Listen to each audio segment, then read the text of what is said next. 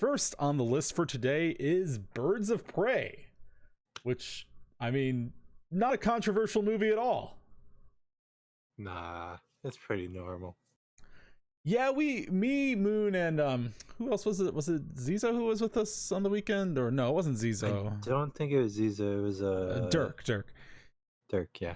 Yeah, we all watched it in Discord on the weekend, and I mean, I will say I don't think it was quite as bad as it was being promoted as being, like, or promoted, maybe not the right word for it, but it wasn't like the worst movie I've ever seen in my life. It was pretty, like, it had some issues. It had some pretty heavy issues.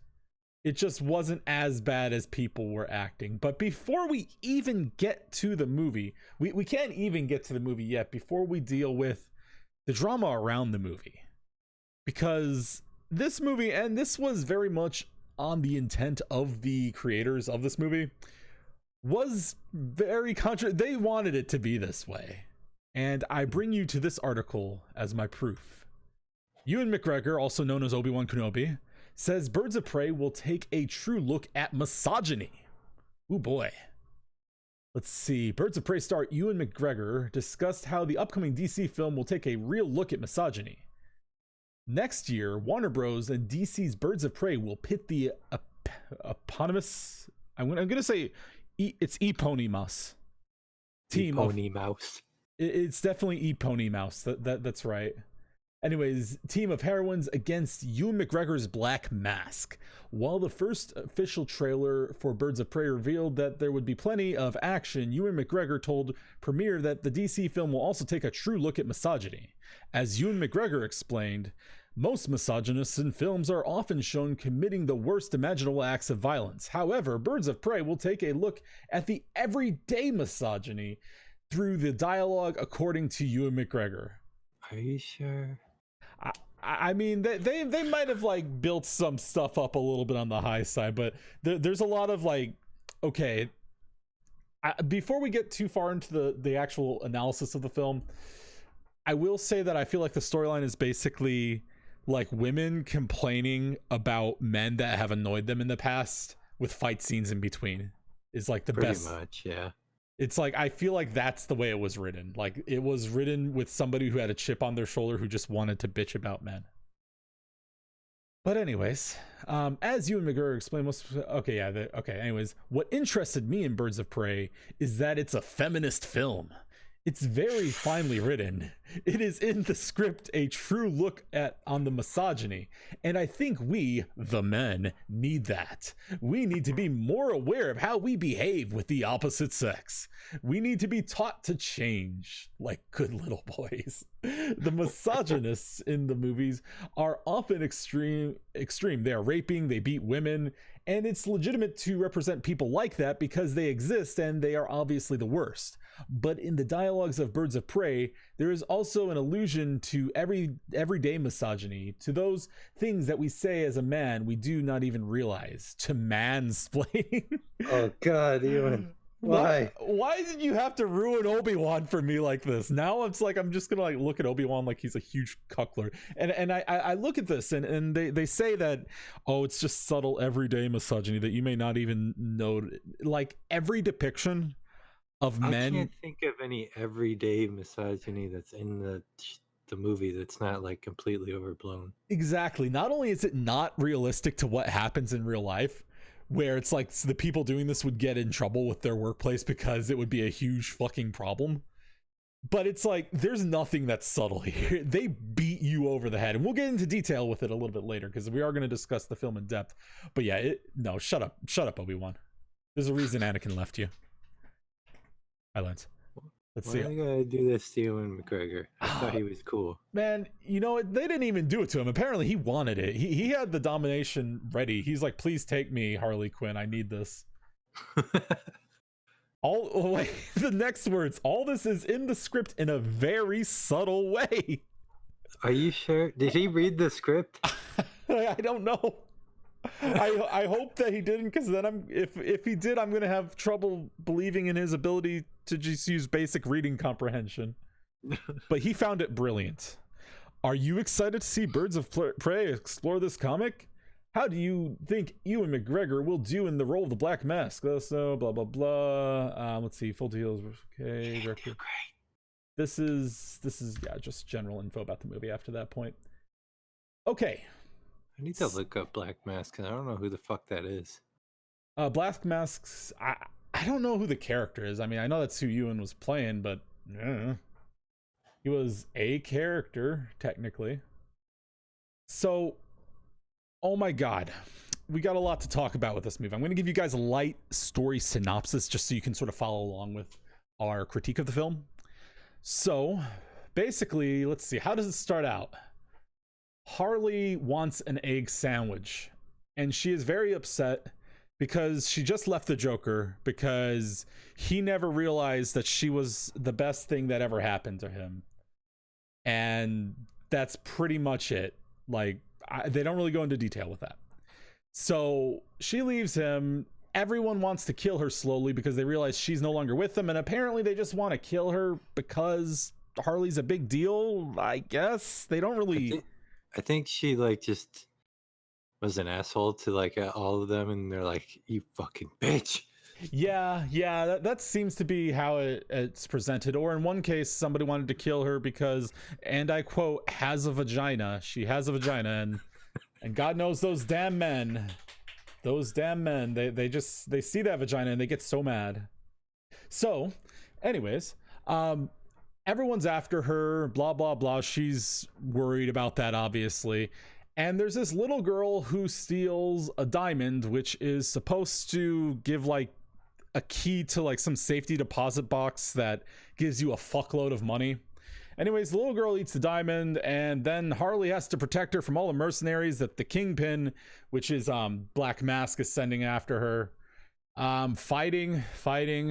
Let's see. She pretends to care about the little girl for a while. She bumps into a bunch of other females who have their own little stories, which we'll get into later.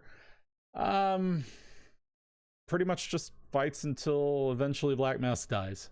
Spoiler, I guess. Honestly, I think they focused on the other people more than Harley. They did. Which makes sense considering the name. I mean, we already know who Harley is too. It's kind of established. But I would say Harley herself. Now, there's a lot of things I have to say about the overall quality of the movie. Harley herself was overall accurate to the character. Like, she didn't seem like she was like being heavily politicized just for the sake of sending some sort of message. Honestly, I think she made the movie. If she wasn't in it, the movie would be garbage. There was some shenanigans that were worthwhile because of Harley, like her whole desperate attempt to get an egg sandwich. She was kind of obnoxious at times, but I'm like the whole scene where she's just like acting like a hobo pouring Cheez Whiz into her mouth. I just felt. I mean, that's just her. I feel like that. Yeah, it's like I feel like on the way this film's written, they're probably doing this like, oh, we don't have to be pretty for you, man. But at the same time, I'm like, well, technically it sort of feels like that, but it still is within the realm of something that Harley would do potentially. I did read that the actress wanted to desexualize Harley in this movie because the previous movie she was like super hypersexualized. I think that they did an okay job of the costumes, like being like okay, so Harley was like, she still looks fairly sexy, like would bang still, but it's kind of like I don't know, like she feels a little like, I don't know, like a modern arts student. Like it's just, she's just weird looking. Like it's not a costume you'd expect her to be wearing. So my only real gripe with Harley is I feel like she is not written well in terms of character development. Like, I feel like, and we'll get into more of this later, but so she has a dynamic with the Cassie Kane, which we called Baby Fangman the entire movie because we couldn't remember her name. And the whole thing is she like sort of like develops a bond with her because that's the little girl who eats the diamond.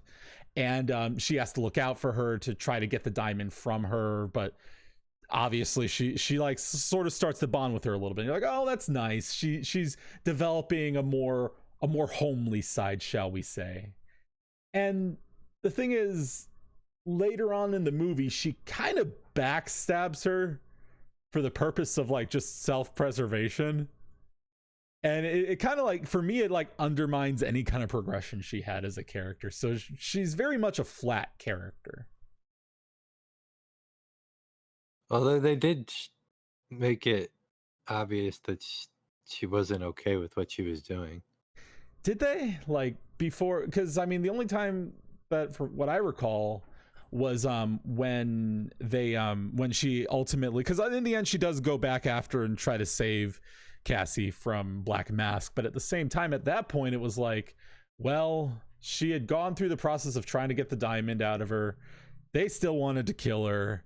I think it was you who mentioned, it's like at that point it was like, well, if he's obviously not going to stop trying to kill Harley, so might as well get rid of him while he's off balance, because they had just killed a fuck ton of his guys. So I mean, does it really count as her having a turnaround? Although she did say she like felt a little guilty about it. Yeah, she definitely felt guilty, although how guilty, I'm not sure. Yeah, I don't know. It's like she went from like being her caretaker to selling her to a mob boss to being her caretaker again within like the span of 30 minutes. So yeah, it was a bit disappointing, but I guess it is Harley Quinn, so I would still say it's probably consistent with the character. Like I would expect that kind of behavior out of Harley Quinn, even if it is kind of disappointing. Yeah, true.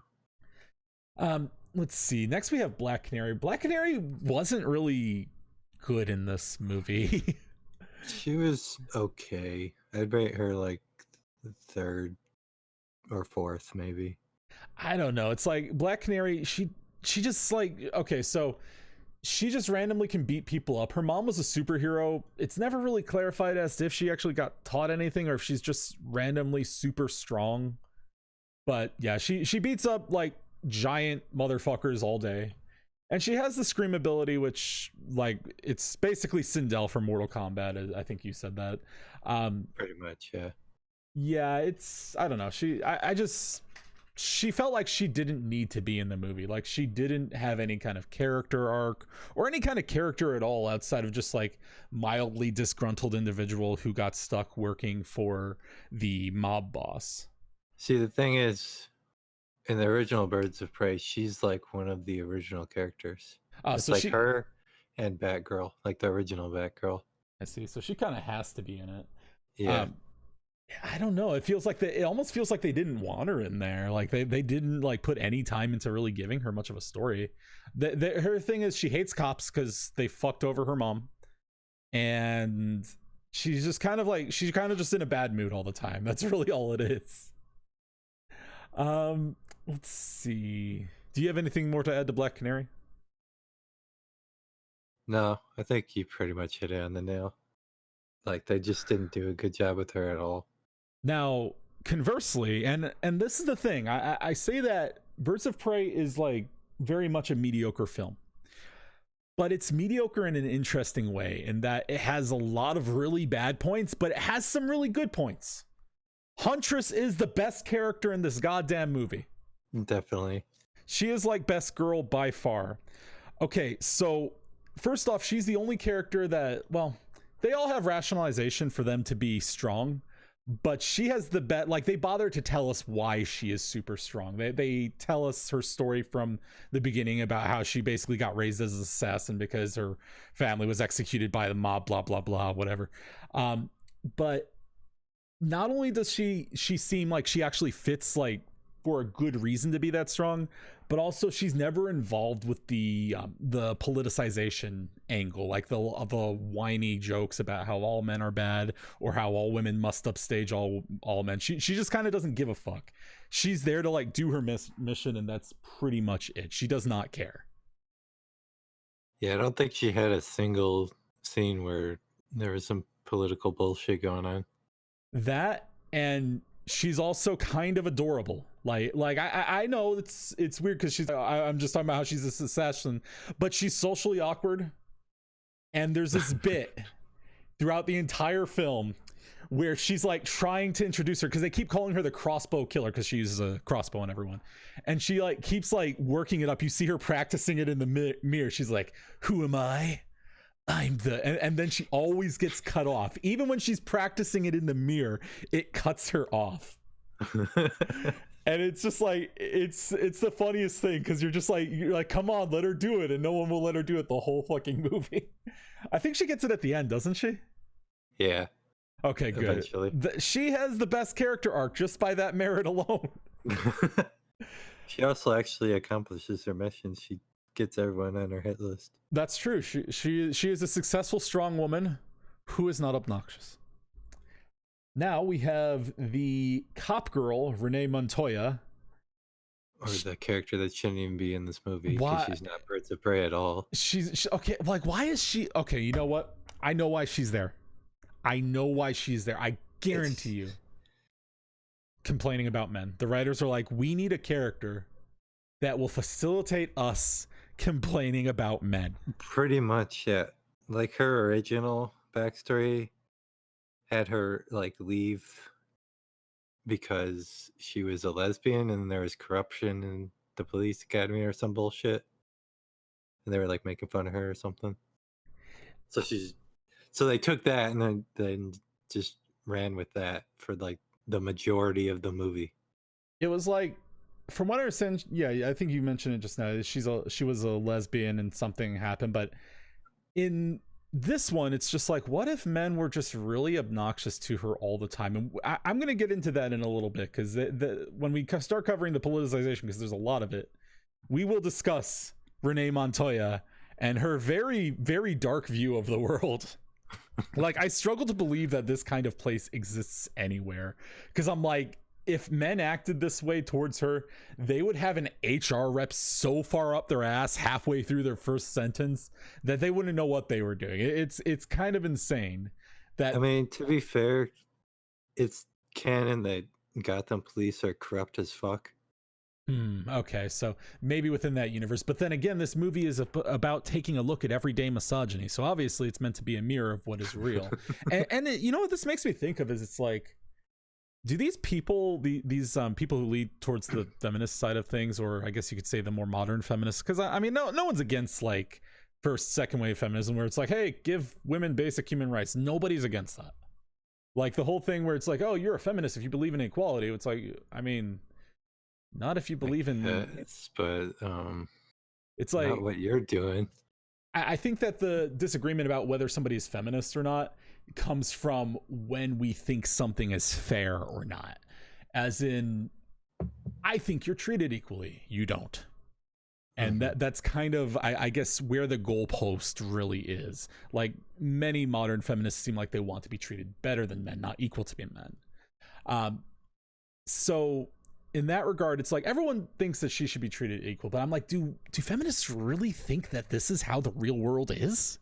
It's like, imagine how sad of an existence that would be, to think, just think everyone is out to get you at all times. It's like there's these scenes where the men are just like, okay, I'm gonna go over like something early in the movie. It's like this scene where she's looking at a crime scene with her partner, and she goes up to this forensics guy, and she's just like, hey, have this bullet looked at. And the guy, it is so ridiculous. Okay, so she's a detective going up to this guy. When she asks him, he looks at her blank face and then slowly looks at the male partner confused, like, why is this woman talking to me? And then he gives like this big shit-eating grin. He's like, okay, and nods at him. He's like, okay, good, we're good. I'm like, do you think that, like, if you go up to a freaking detective and ask, or I'm sorry, if a detective goes up to a lab tech and is like, hey, take a look at this for me, they're gonna be like, yes, ma'am. No one's gonna fucking do that. Seriously, what the fuck? That's like one of the parts that really, like, wow. And they kept doing it. They kept undermining everything she said.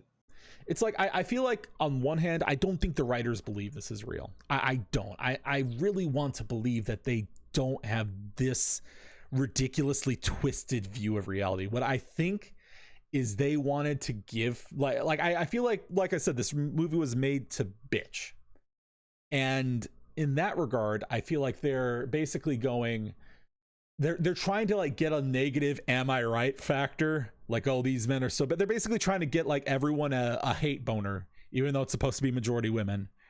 And they're just trying to like work it up to like a ridiculous degree. I struggle to believe that people think that this is a realistic depiction of our world.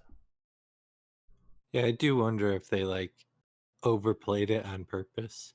Yeah, it's like this doesn't feel like everyday misogyny. I don't believe everyday misogyny really exists, but I definitely don't believe it exists to this extent. So if your goal is to convince men that we need to change, I would wish that they would depict things that actually occur. That'd be kind of nice. Let's see. Do you have anything to say about Renee Montoya? I think I already said everything. Okay. Let's see. We got Cassandra Cain next. She's, I mean, honestly, she's completely forgettable. Her character is basically she's somewhat gruff and she steals sometimes. Like, She's funny sometimes, I guess. I mean, she wasn't a bad character. She just didn't do much. yeah, she was very much, she was a very side character. Yeah, there's she wasn't written to have an important role and she didn't, so meh.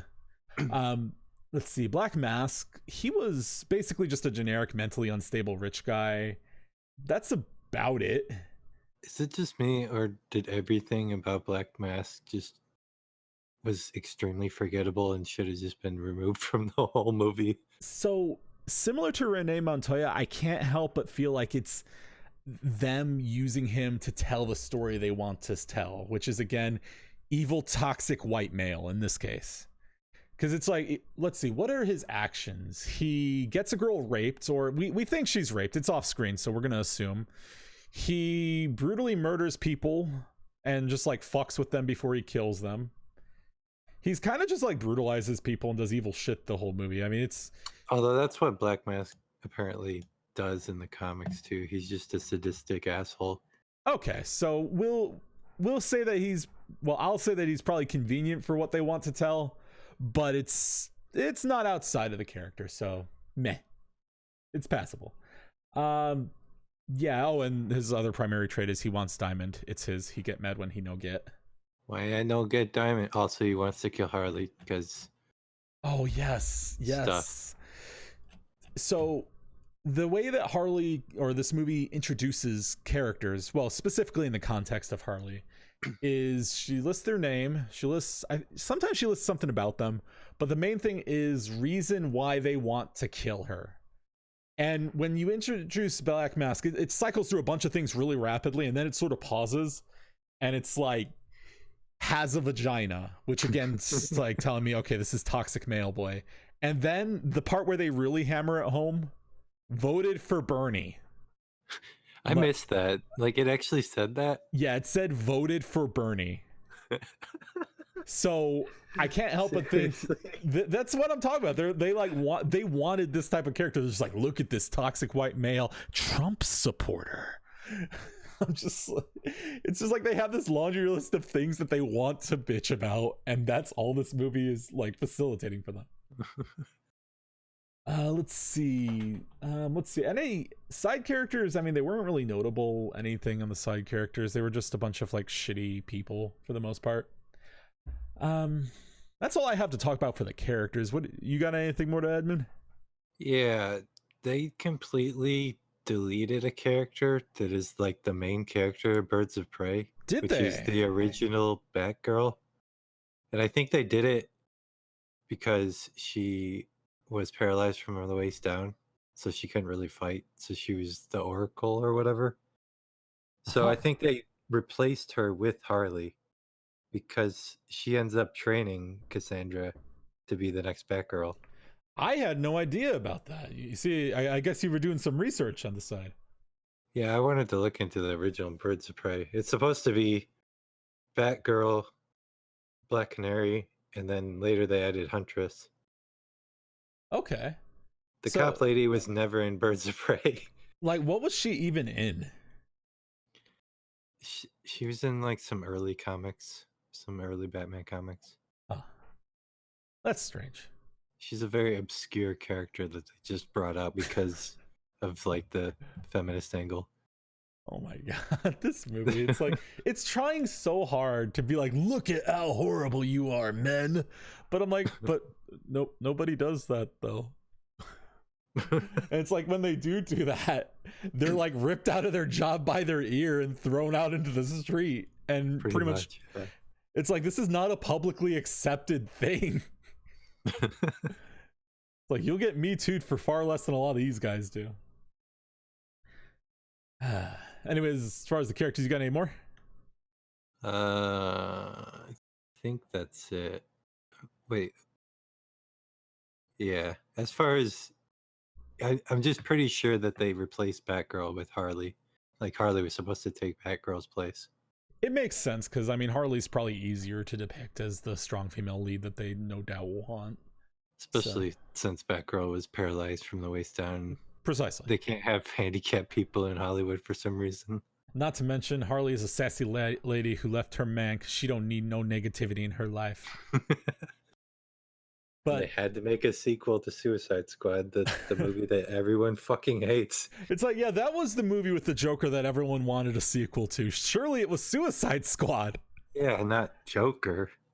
God, man, it's like it's so inconsistent, the quality of DC movies. It's like you go from this and then you stop and think the same company that owns the rights to this owns the rights to fucking Joker, like one of the best movies we saw in years. That movie was so fucking good. And this wasn't. And I'm like, why? Well, this was after Joker. You had caught your stride again. It didn't have to be this way. Oh my god. So, action design. It was mostly pretty good. I mean, I think the action was probably the best part of the movie. Yeah, like it was basically like complaints about men strung together by fight scenes. Now, I would say that some of it, like, it does sort of test the willingness of you to suspend disbelief, because like some parts, like where Renee Montoya, basically a basic cop, is like fighting these freaking giant ripped guys, I'm like, I'm not buying this, especially not fighting multiple of them. I don't care if you're a cop, you're like a fourth of their size, and most of that extra weight that they have on you is comprised of muscle. I'm not buying that. Now that I think about it, I don't think any of the girls actually got hit in any of the fight scenes. They really didn't. The only thing that like ever went against them, okay, so there's a couple things. Harley got shot in the neck with a tranquilizer dart. Nothing bad happened to her after that point. The only other times that Harley loses a fight, it's because she decides that it is not worth fighting. She's just like, whatever. She's like, okay, fine, there's a lot of you guys and you have guns on me. Okay. Pretty much, yeah. She never actually loses a fight or like you said, even gets hit throughout the entire movie. I don't think any of them do it, at least specifically in the fight scenes. Like, they just somehow just obliterate everyone. You see, and I think this is like something that it's not enough to have good choreography, because it had fun choreography. It felt like it was a compilation of intro fight scenes. And by intro fight scenes, I'm talking like, you know how in a movie, like you have your first fight scene, you're introducing the main character, you want the character to just flex on everyone, look super cool, take down the bad guys while just being sick as fuck. That was every scene. Every single fight scene was like that. And the problem is there's no suspense because of that. It's just like, it really felt like they were like, we just need a power fantasy for all this bitching to mix it in there. It really felt like they were just trying to have a power fantasy rather than have compelling action, because there's a lot of storytelling you can have with action. Like, one of the cool trope oriented things that's fairly standard in action movies is you have like a rival character, the character who's on the bad guy's side, but he's also really good. There's nobody like that. And I was thinking about it at first, because when I first finished watching the movie, I'm like, man, every single one of those characters felt like they were like god tier, like Deadpool level characters. That wasn't the problem. The problem is they didn't have any opposition that was on their tier. Yeah, it was like, okay, every opponent was just like bouncer tier. Like, there was never like a specialized guy. Even Black Mask, He's He, not. he was pretty garbage in the fights. He didn't really do anything. He was just Bouncer Tier who has a gun. Oh no, he's got a weird mask. It doesn't give him any powers or anything. He's just wearing a mask. He gets really mad. He gets He's really pretty fucking angry. Oh man, he's gonna punch his pillow so hard. So I feel like while they had talented people designing the action and it was fun to watch, the narrative aspect that sort of works underneath that action and facilitated within the story suffered as a result of them not wanting to depict any weakness whatsoever in the characters.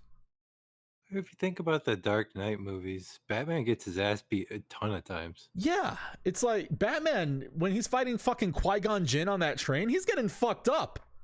He gets lucky to get off that train in the Dark Knight movies.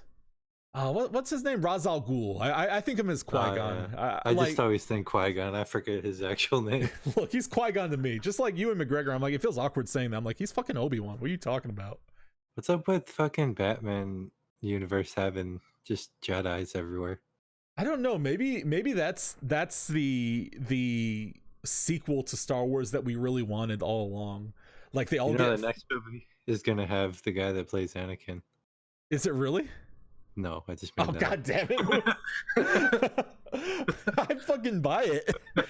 It's like, what if what it is they all got cloned in Star Wars and they got sent to a new universe or new galaxy. They just all ended up in fucking Gotham. Exactly. That's what it is. It's like, what are you talking about, Ray? It's just a prequel to the Batman universe. Oh my God. What if it's like the serum that makes Joker go crazy or whatever it comes from Emperor Palpatine? Oh shit. Oh my God, that's great. I love it. But yeah, it's like I said, the action, they had talented people working on it. And you know how I said it feels like Deadpool? If I'm not mistaken, I can't confirm it because I heard it a while ago.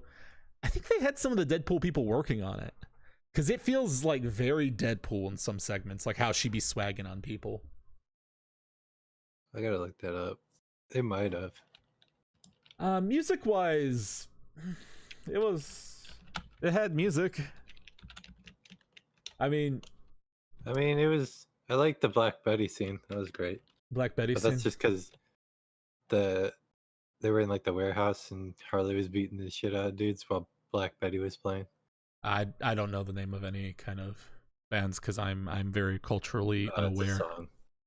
Yeah, I mean, it was just kind of generic pop music. It wasn't like the worst. I mean, it fit. It wasn't like every song fit the scene. Yeah, it was kind of just there. Like, it wasn't bad or anything. It was just, yeah, pretty forgettable. Except for maybe the Black Betty scene. But I'm too, like I said, I have live under rock tendencies, so I perhaps did not appreciate it. Let's see. Okay, now we get into the politicization of the movie. First off, like I said, every man that is written in this movie is a complaint about men made by social justice leftist types.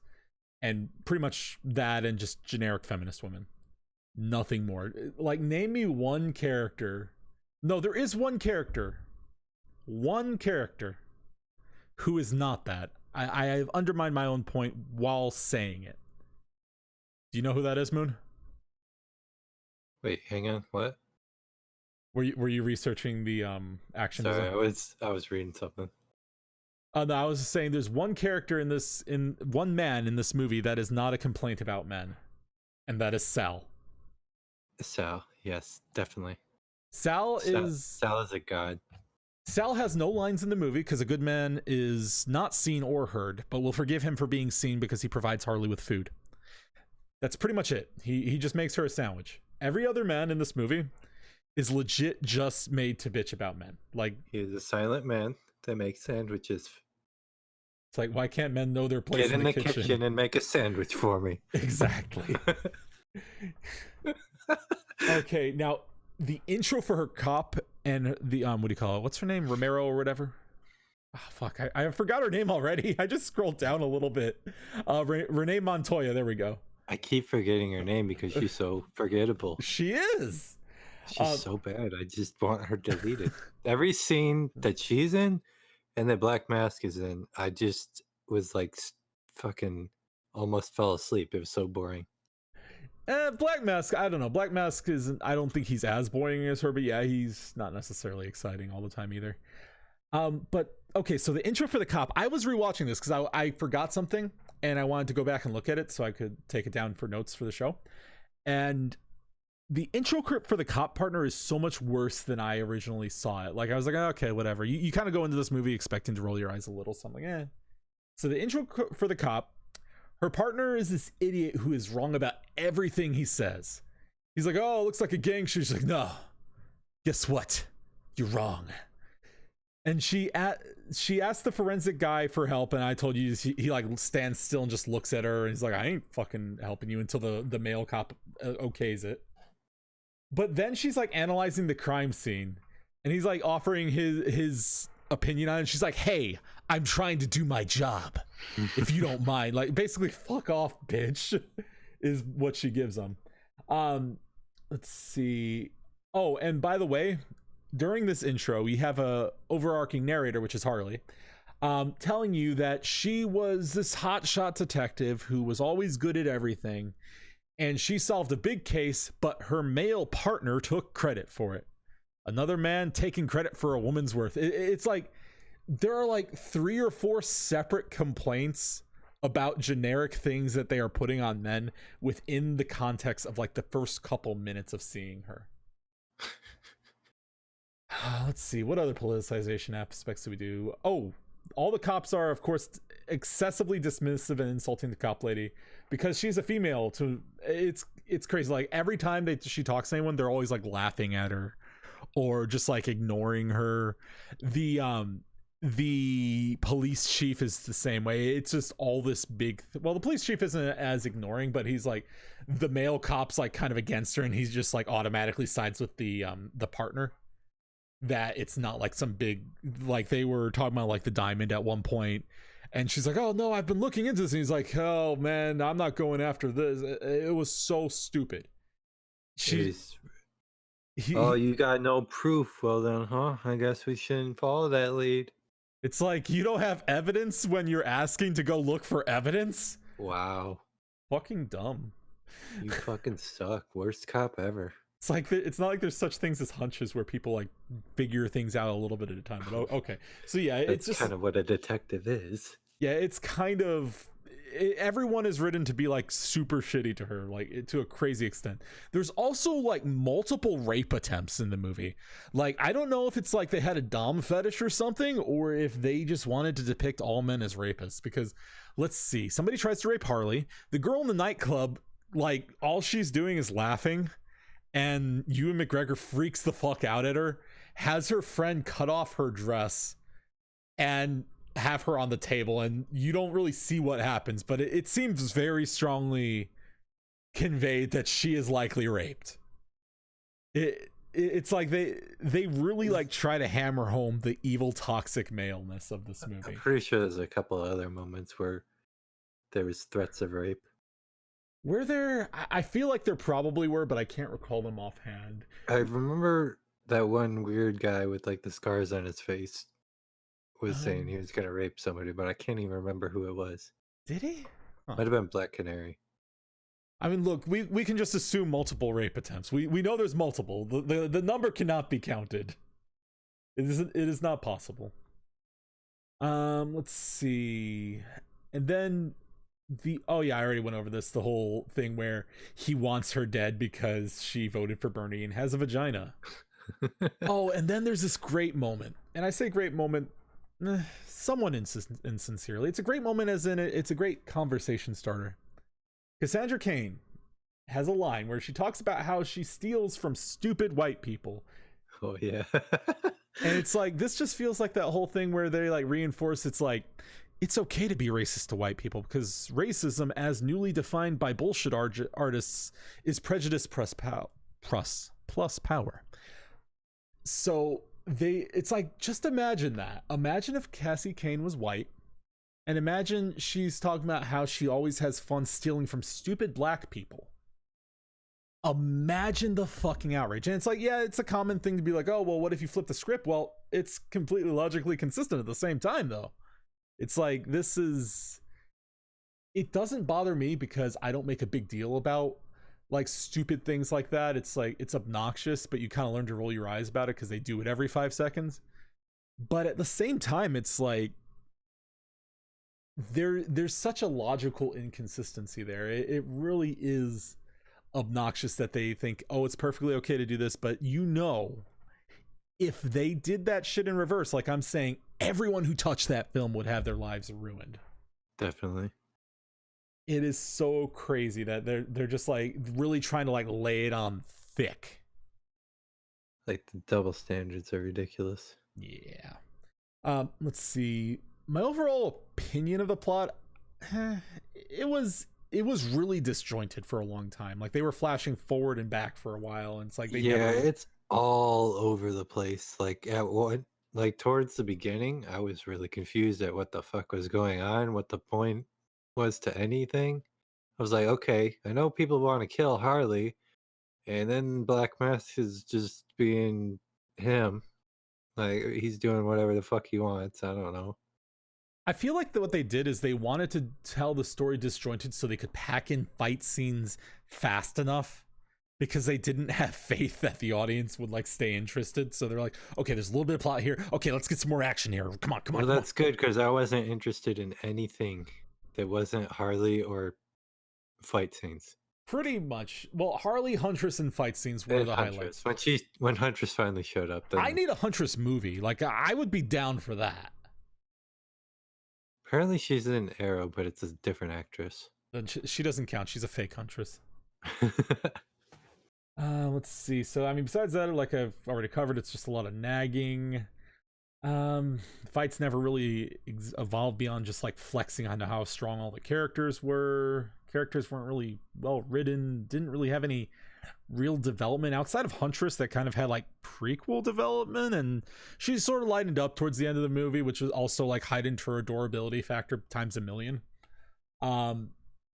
Besides that, yeah, I mean, overall, it had like a few glimmers of, oh, this was a good element. You could have used this to make the movie overall better. But it just had like such a negative overarching theme to it, and it was so lazy with the design. It was like they couldn't, it felt like it was written by a group of yes men or yes women in all likelihood. In the sense that they're just like, oh my God, what if Harley just beats the shit out of all these men every single scene and never has to try Yas Queen Slay? I feel like that was their editorial process, was Yas Queen Slay. So I mean, I don't know. How did you feel about the overall plot, and like what did you like and dislike about it, Moon? I liked pretty much every scene Harley was in. I found enjoyable in Huntress. The Canary scenes are okay-ish, but then everything else, I was just completely bored out of my mind. Yeah, it was like, I almost found it, in some parts it was almost funny because, like I said, you're sitting there like, this is what they think real life is like.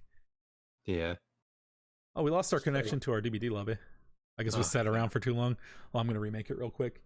I mean, honestly, final rating out of 10. It was hard for me to figure this out because I'm just like, there were parts that it doesn't feel like it's like a 1 or a 2 out of 10 like everyone was saying. There were redeeming qualities. It's not that bad. Yeah, I would watch it again maybe not immediately, but in the future, I would probably watch it again. I would watch it again to laugh at it with a friend is basically like my level. I wouldn't just sit there and be like, oh yeah, I can't wait to watch Birds of Prey by myself. Yeah. God, no.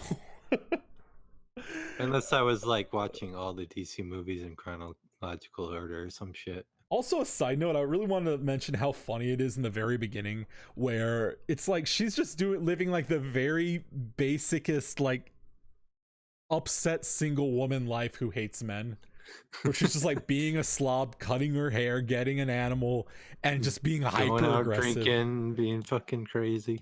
Also, Moon, go ahead and ready up, please. So yeah, I mean, overall, like honestly, Tim Pool is anyone who knows me knows I'm a fan of Tim Pool. I think he's one of the best journalists we have, and I like him overall as a guy. He's cool.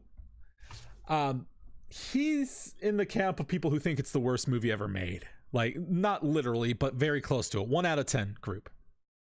I don't think it's that bad. I've seen garbage movies. It wasn't bad. It was just mediocre. It had likable qualities in it. Yeah, it had high moments, but it also had extremely boring moments that made me go, what the fuck is this movie? Pretty much. Out of a 10 grade, I would probably put it between like a 4 and a 5. I think I would go 6. 6. Ooh. Because I did enjoy the Harley bits. Yeah. The action. I don't know. I feel like the overall almost lack of a story for me, the lack of any kind of development, the lack of any kind of meaningful, even story within the action, like I said, that sort of pushed it to like a 5 for me. That's fair. I would say it's one of those movies where you just turn your brain off and just watch action. It's like a generic action movie.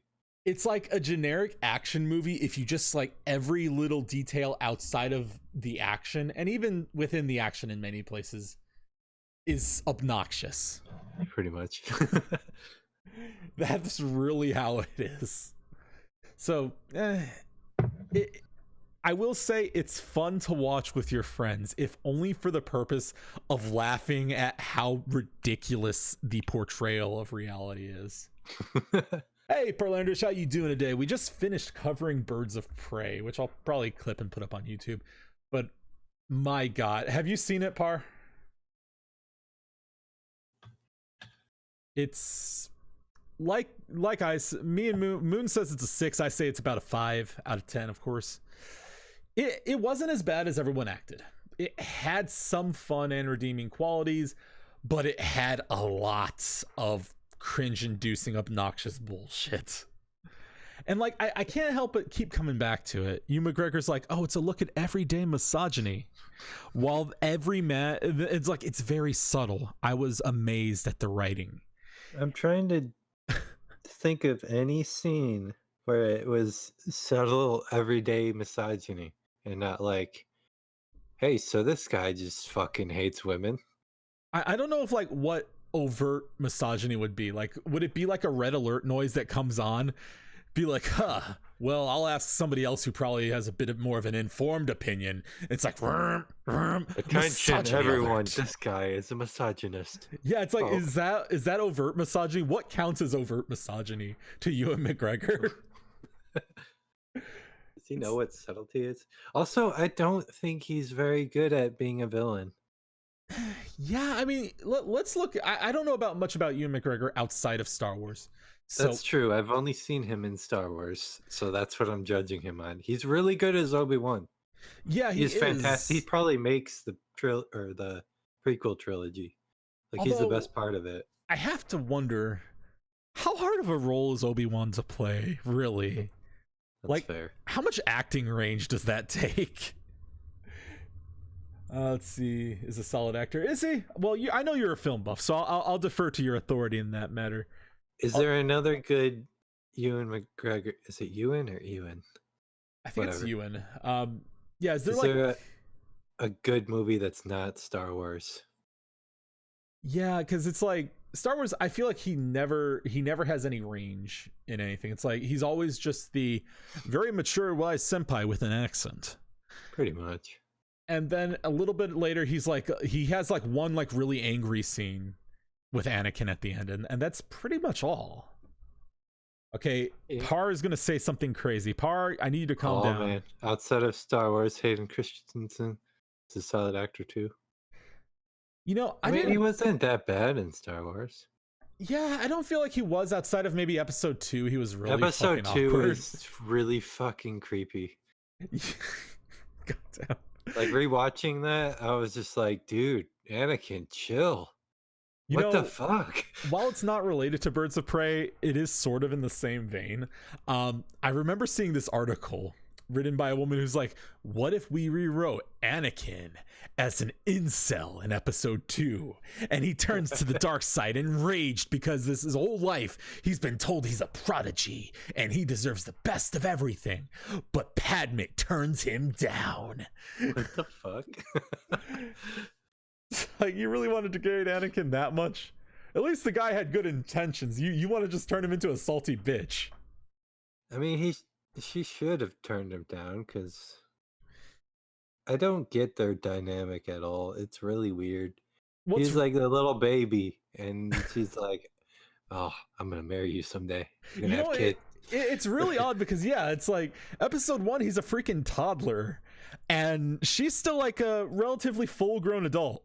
Yeah, she's like in her 20s or some shit. They swap out maybe a teenager. I don't know. Yeah, they swap out the actor in episode 2 once she's probably like early mid-20s maybe, and they put a teen in there with Hayden Christensen. I think it's the same actress. Oh yeah, no, you mean they swap out Anakin? Okay, yeah. Okay, looks like we got a match here. Oh, wrong. Suddenly he's old enough to be with her, but then like the whole episode 2, you're thinking you were a little. There's a huge age gap. Whoa, you got a weird. robot mode on me. Do some talking. What? Talking. Hello. Okay, it was cutting out just for a second. We're good. So throughout all of episode 2, it feels like she's like, dude, you were a little kid like last episode. This is weird. Stop. Yeah, she's like, man, I don't know. Although maybe she just wanted him to push. She's like playing that hard to get angle. She's like, no, Anakin, we mustn't. And she's just like, yes, pursue me more. Tell me about how Coruscant is. But it's weird because like, yeah, you see her like she doesn't really change her appearance too heavily throughout the entire series. Anakin goes from like 4 to a full-grown adult in the same span of time.